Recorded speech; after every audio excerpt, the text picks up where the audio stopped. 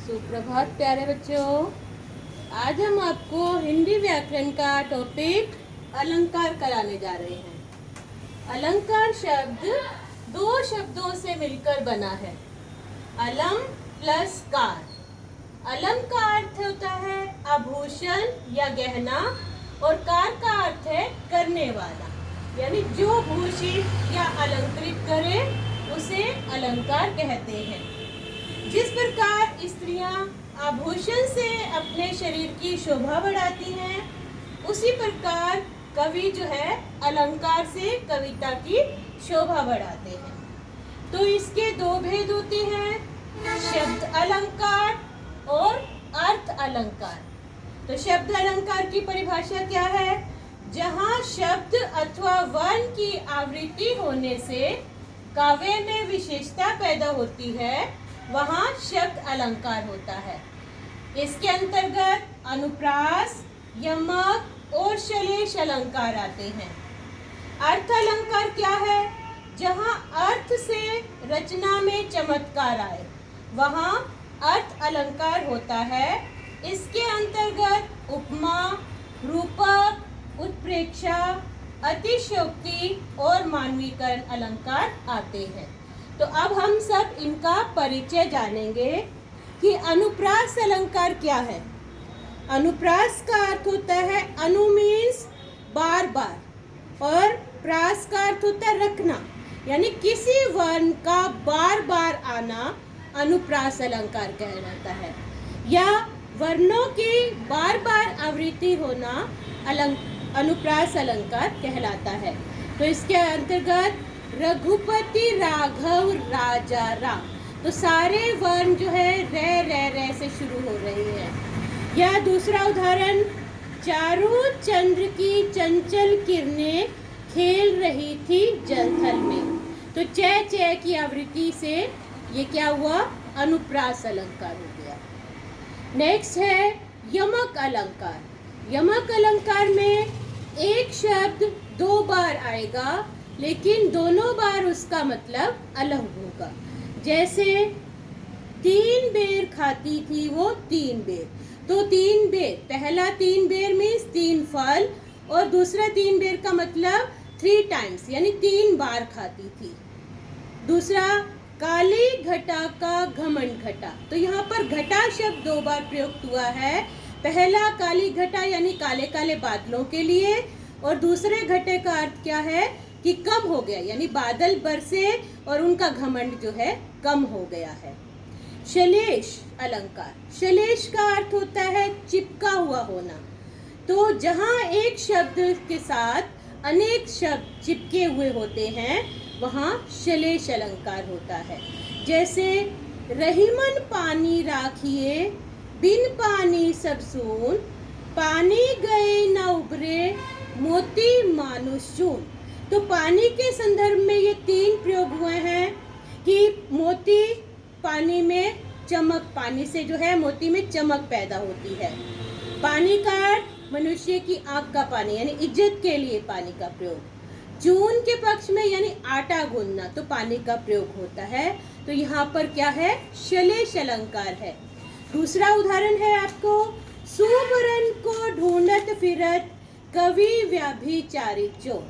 तो सुवर्ण यानी सुवर्ण में सुंदर वर्ण, तो कवि लोग सुंदर वर्णों की तलाश करते हैं। व्याभिचारी चोर, और व्याभिचारी में कामी पुरुष जो होते हैं सुंदर स्त्रियों के पीछे भागते हैं। चोर जो है स्वर्ण में सोने के पीछे भागता है। तो सुवर्ण का 3 अर्थों में प्रयोग हुआ है। पहला, कवि यानी सुंदर अक्षरों का प्रयोग करते हैं।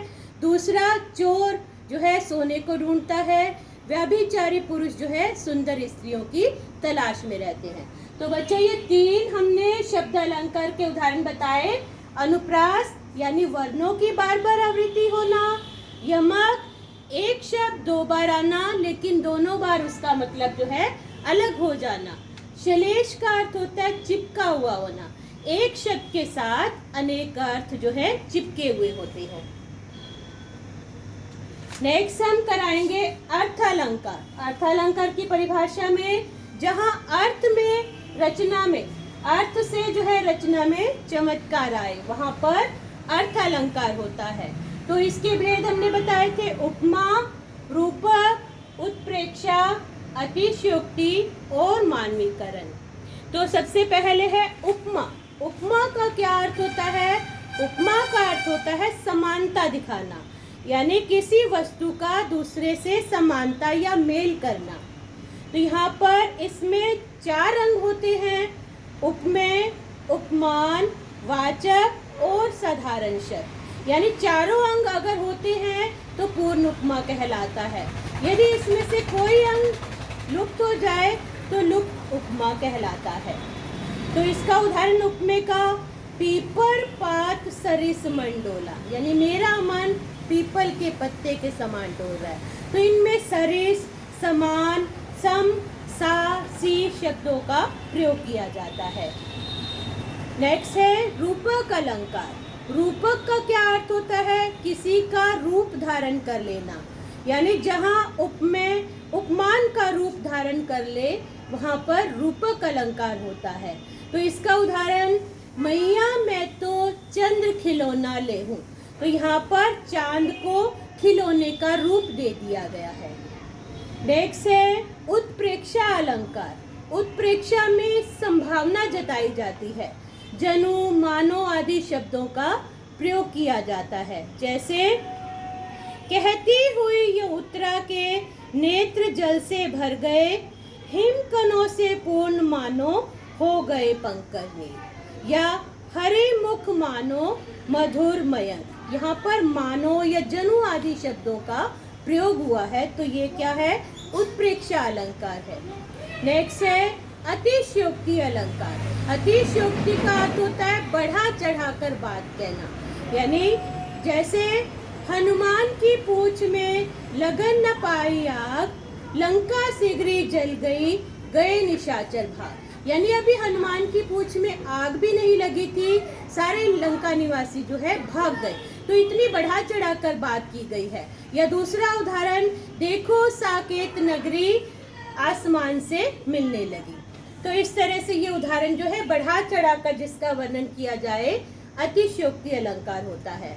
लास्ट है मानवीकरण अलंकार। यहाँ पर जड़ पदार्थों का मानव के रूप में आरोप किया जाता है, तो मानवीकरण अलंकार कहलाता है। जैसे, यह लतिका भी भर लाई गगरी, यानी लता को स्त्री का रूप दे दिया गया है, मानो वो गागर भर के आ गई है। आए महंत बसंत, तो बसंत ऋतु को एक महान संत का रूप दे दिया गया है। धन्यवाद।